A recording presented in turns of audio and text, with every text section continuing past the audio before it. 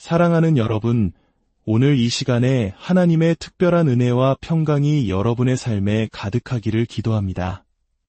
본격적인 말씀에 앞서 잠시 여러분의 마음을 모아주시면 감사하겠습니다.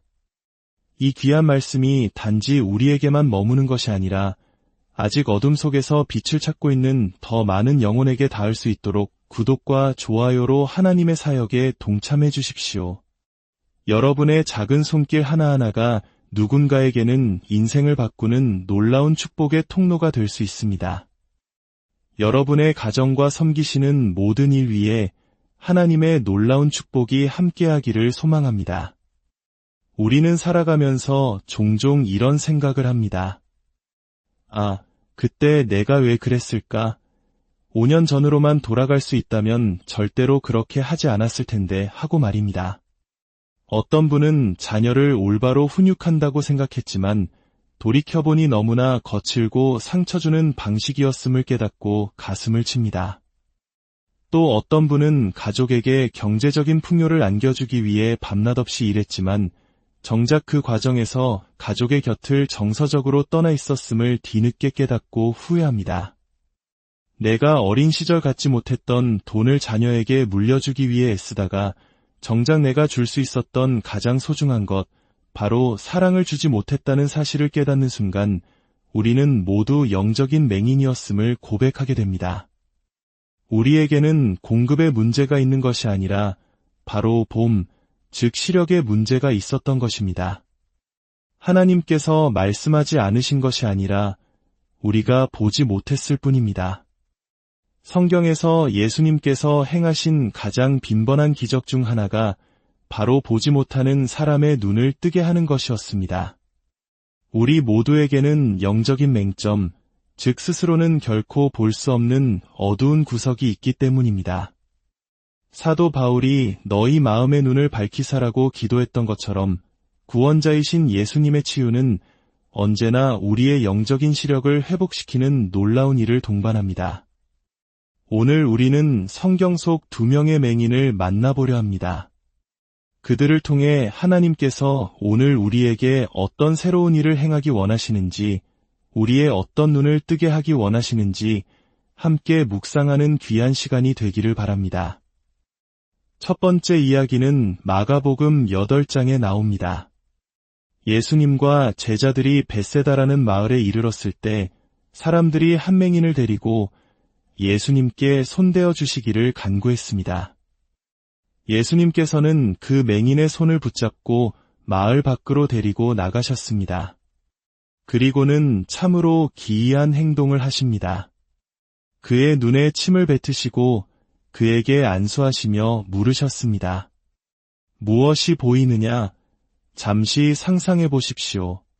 오늘날 누군가 이런 방식으로 병을 고친다면 우리는 쉽게 받아들일 수 있을까요?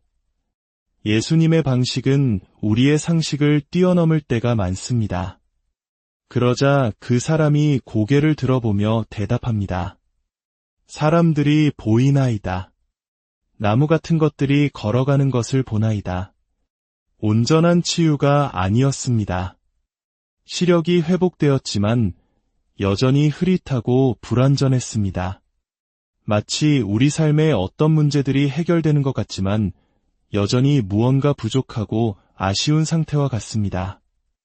여기서 우리가 주목할 점이 있습니다. 그가 나무 같은 것이라고 말했다는 것은 그가 과거 어느 시점에는 볼 수 있었다는 사실을 의미합니다. 그는 태어날 때부터 맹인이 아니었던 것입니다. 예수님께서는 그가 잃어버렸던 시력을 회복시켜주고 계셨습니다. 하나님께서는 때로 우리가 잃어버렸던 처음의 은혜, 처음의 기쁨, 처음의 사명을 되찾아주기 원하십니다. 그는 흐릿하게 보이는 세상 앞에서 아마 이렇게 기도했을 것입니다. 주님, 한 번만 더 만져주시옵소서. 성경은 기록합니다. 이에 그 눈에 다시 안수하시니 그가 주목하여 보더니 나아서 모든 것을 밝히 보는지라. 예수님께서는 그의 눈에 다시 손을 얹으셨고 그러자 그의 눈이 완전히 열려 모든 것을 선명하게 보게 되었습니다. 이 기적은 2번의 만지심을 통해 점진적으로 일어났습니다. 우리의 삶에 일어나는 많은 기적과 회복 또한 단번에 이루어지기보다 시간의 과정을 통해 점진적으로 완성될 수 있음을 보여주는 대목입니다. 자, 이제 장면을 바꿔 마가복음 10장 예리코에서 일어난 또 다른 이야기로 가보겠습니다. 예수님께서 제자들과 허다한 무리와 함께 예리코를 떠나실 때 디메오의 아들인 맹인 거지 바디메오가 길가에 앉아 있었습니다. 벳세다의 맹인과 달리 성경은 그의 이름을 분명히 기록합니다. 그는 나사렛 예수시란 말을 듣고 소리 지르기 시작했습니다. 그는 볼 수는 없었지만 들을 수는 있었습니다. 그는 소리칠 수 있었습니다. 그는 자신이 가진 모든 것을 사용해 절박하게 외쳤습니다. 다윗의 자손 예수여, 나를 불쌍히 여기소서. 많은 사람이 그를 꾸짖으며 조용히 하라고 말했습니다. 하지만 그는 더욱 크게 소리 질렀습니다. 다윗의 자손이여, 나를 불쌍히 여기소서. 사랑하는 여러분, 세상이 여러분의 입을 막으려 할 때, 여러분의 믿음을 어리석다 조롱할 때 결코 잠잠하지 마십시오. 바디메오처럼 더욱더 간절하게 주님을 부르짖으십시오. 여러분을 향한 하나님의 놀라운 계획을 세상의 소음 때문에 놓치지 마십시오. 그의 간절한 외침에 예수님께서 걸음을 멈추시고 말씀하셨습니다. 그를 부르라.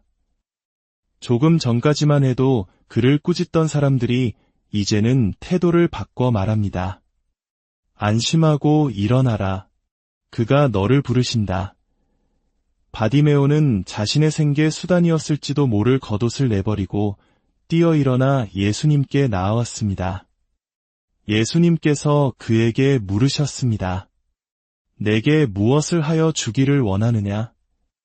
바디메오는 망설임 없이 대답했습니다.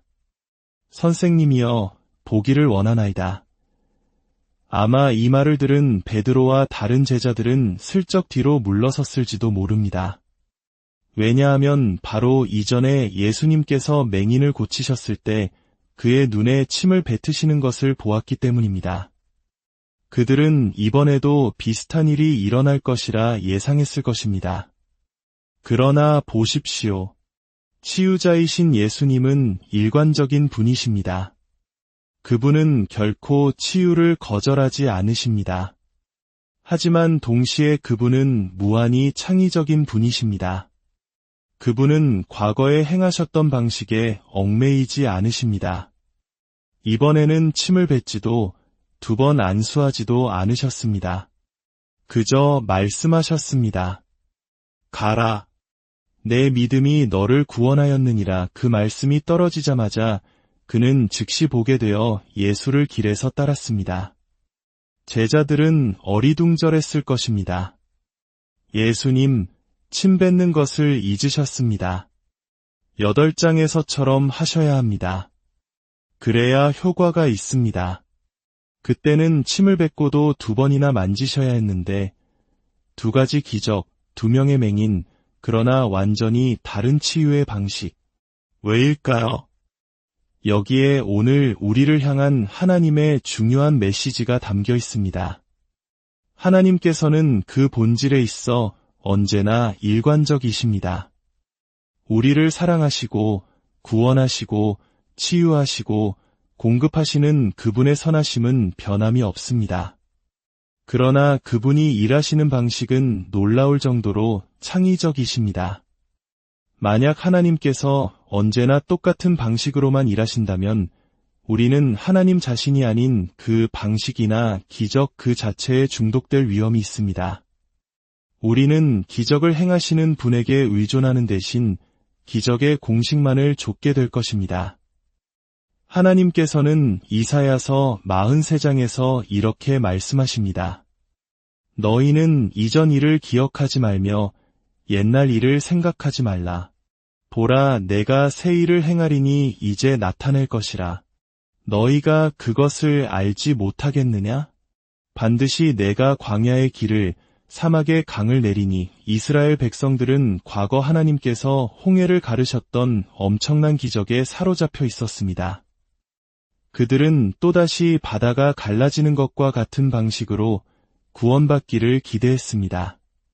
그러나 하나님은 말씀하십니다. 이번에는 바다를 가르지 않을 것이다.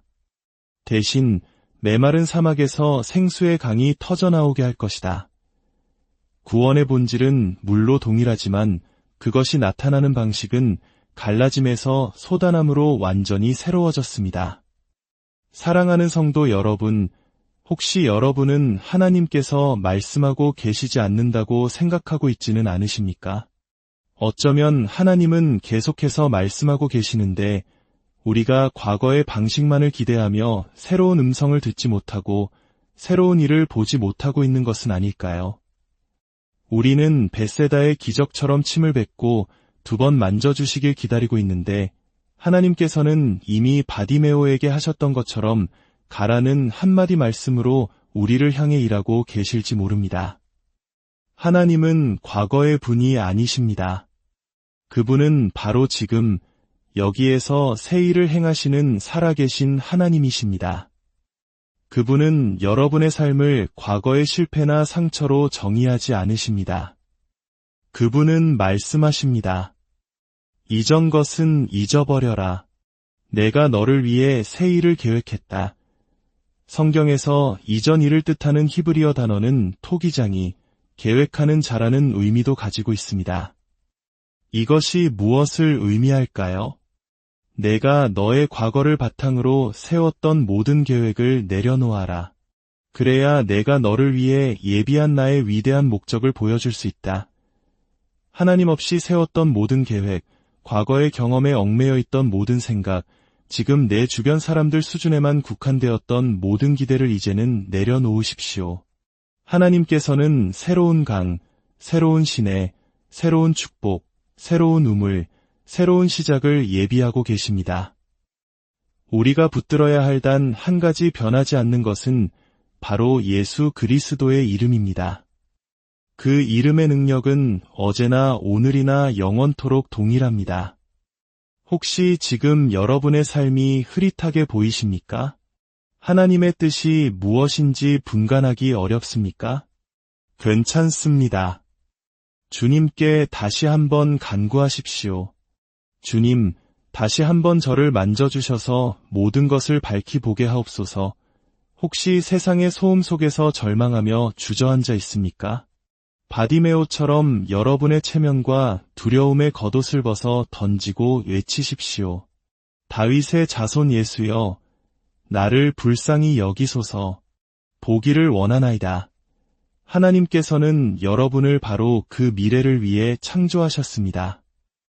여러분이 느끼는 모든 불안함과 부족함은 그분의 위대한 계획 안에서 아무것도 아닙니다. 하나님께서 여러분을 빚으신 토기장이시기 때문입니다. 주님께서 지금 여러분 각자에게 말씀하십니다. 가라. 내 믿음이 너를 구원하였다.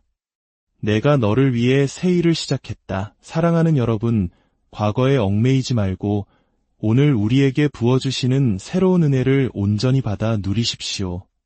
영의 눈을 떠 우리를 위해 행하시는 하나님의 놀라운 일들을 목도하며 그분을 찬양하는 복된 삶을 살아가시기를 주 예수 그리스도의 이름으로